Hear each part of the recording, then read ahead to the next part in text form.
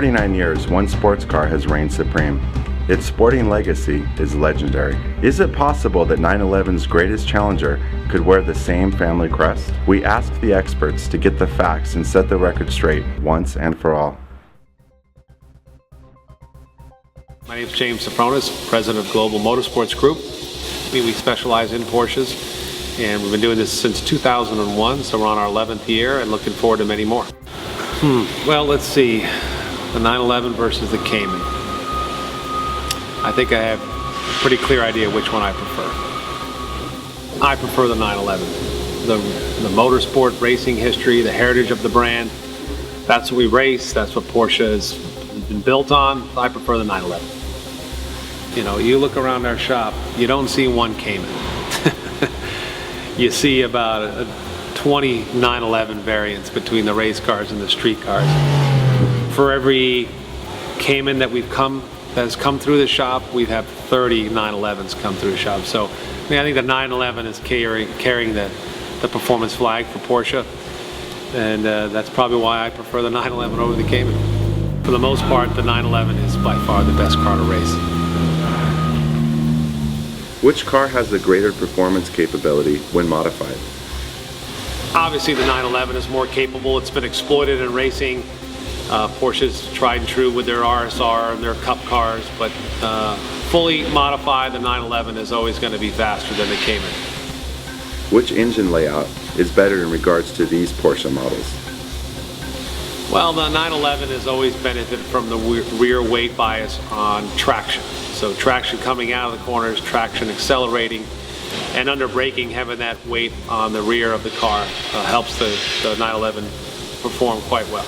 We exploit that in the racing cars by knowing that we can set the car up to have an immense amount of traction coming out of the corner, so we're on the throttle earlier, thereby accelerating faster. But a mid-engine is ideal. The Cayman's handling characteristics are definitely better than a rear-engine car, especially the 911. Porsche's done an amazing job with the handling characteristics of the 911 with 65% of the weight over the rear, but the Cayman ideally handles better. The mid-engine layout in the Cayman definitely has some advantages, and I think it's a question Porsche has to ask themselves: do they want to cross over and really focus on the mid-engine layout, or do they want to continue with what they're really known for? Do you think Porsche would choose a rear-engine layout if the company started today?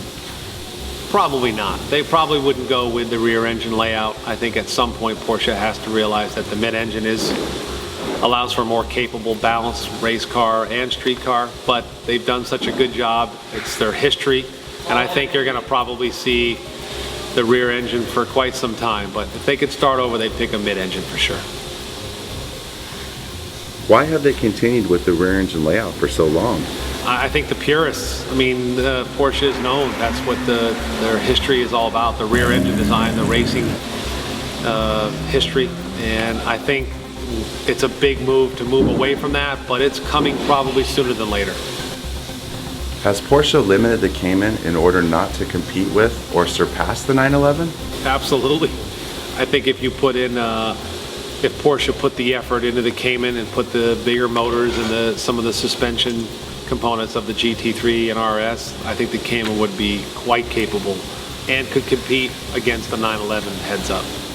I think it's very clear how they position the Cayman versus the 911, and the engine choices, the chassis choices, the overall performance of the car.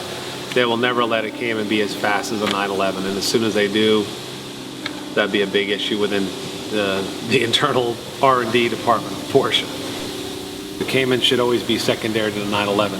If anything, they're going to develop the 911 into a mid-engine car or utilize a V8 and continue to develop that car, but the Cayman will never surpass the 911. What if it did? It would drastically affect Porsche if the Cayman started to outperform the 911.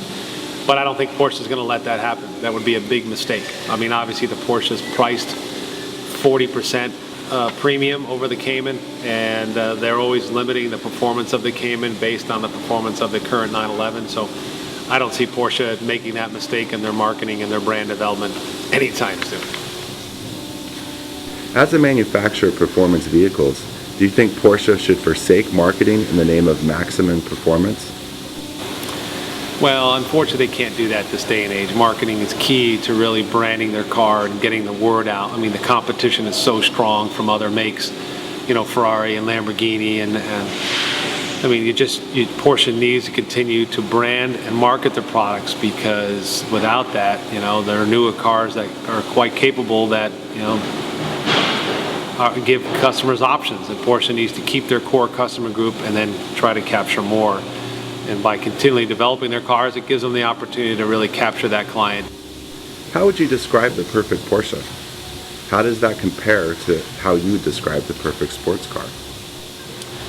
Well, Porsche's definitely taken the rear engine layout and maximized its potential. And there's some advantages, as we mentioned earlier. But you can't argue the fact with a mid-engine car and the weight balance and the lower center of gravity and a lot of the advantages of a mid-engine car.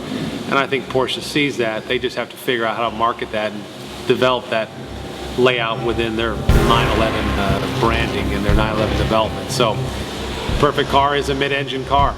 Low to the ground, wide track, and Porsche's close, but I guess until they develop the 918 RSR Spider, the hybrid, is a real pure street car. We see how that performs. The 911 itself, when we see that as a mid-engine, I think we're going to see a pretty capable car, even more so than it is now. For another perspective, we asked the mid-engine specialist of Sector 111. I'm Shinoo Mapleton with Sector 111. Okay, there's some fundamental differences between a mid-engine car and a rear-engine car. Typically speaking, a mid-engine car is going to have much better balance, and it's really about weight distribution and where that engine or the powertrain resides in the car. Having it in front of the rear axles allows you to have much better balance in the car. And that's why you'll see in the fastest race cars, typically you're going to find that engine position in front of those rear axles. 911s are going to be more of a rear-engined and biased car, but through brilliant engineering, Porsche have done a fantastic job in making those cars handle really beautifully. But if you look at it, fundamentally, the architecture is not the most ideal setup, and there's a reason why the Carrera GT is a mid-engine car. I think ultimately, dynamically, mid-engine is the superior setup or architecture to have in a sports car. Last but not least, we went to one of the world's most respected automotive magazines, Road and Track. The person we will meet started driving supercars for a living over 10 years ago. Now, he's the executive editor. My name is Patrick Hong. I'm the executive editor for Road and Track magazine. I've been here at the magazine since 1994, full-time in 98. So between the periods of 98 2005, I was a road test editor. So I've been here for a while. A little bit about my background. I was trained as a mechanical engineer, and I was always interested in cars, obviously, as a diehard car enthusiast.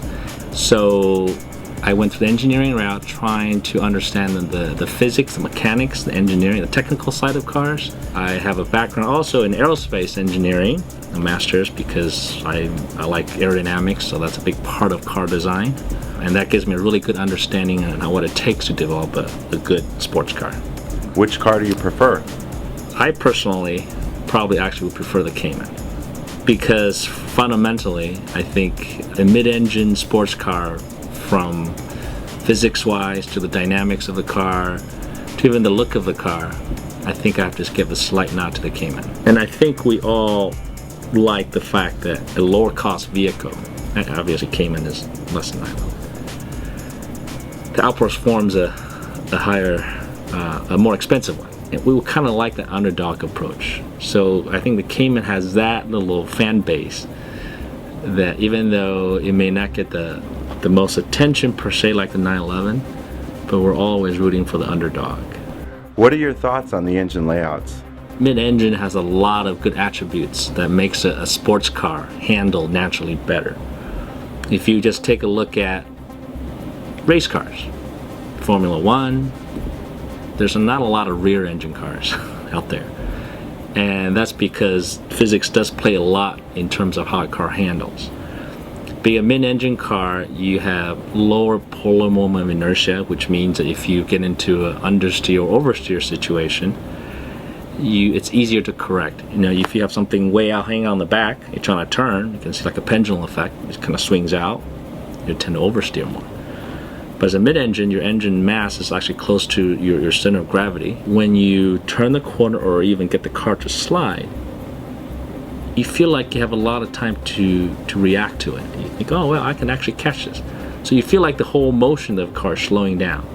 I remember that very clearly driving the first Boxer, and the Cayman's the same way. But rear engine does have its benefits as well. You know, acceleration, you need more grip on the axle. So being a rear engine, you actually have more weight on the rear axle as rear drive. So there's some benefits of that. But I guess my trust is probably the engineering, Porsche engineers. They can tune anything to the most optimal performance. So even 911, even the newer generation 991 coming out, you know, there's no speak of, oh, it's, you know, oversteer or tail happy. It's really none of that. You drive it and it understeers a little bit, which is amazing. So I think either one, you can do it and tune it to whatever performance specs you want it to match. In many ways, 911 does make the brand unique, and they do race a lot of 911s, either in Grand Am or ALMS or all the top line motoring series. Why do you think they've remained rear-engined?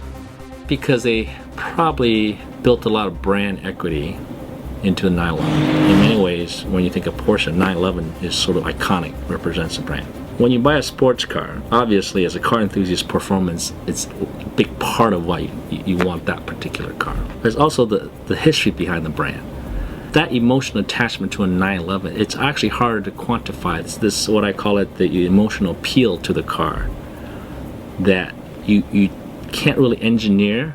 It has to be built over time. It's sometimes not logical why you like a particular car. How does Porsche move into the future? So how do you move the Porsche sports car to the future? I think the 918 hybrid may be an answer, and I think that what I like of Porsche on their stance is that they do realize the importance of being more efficient. In many ways, that doesn't conflict with performance either, because performance is efficient.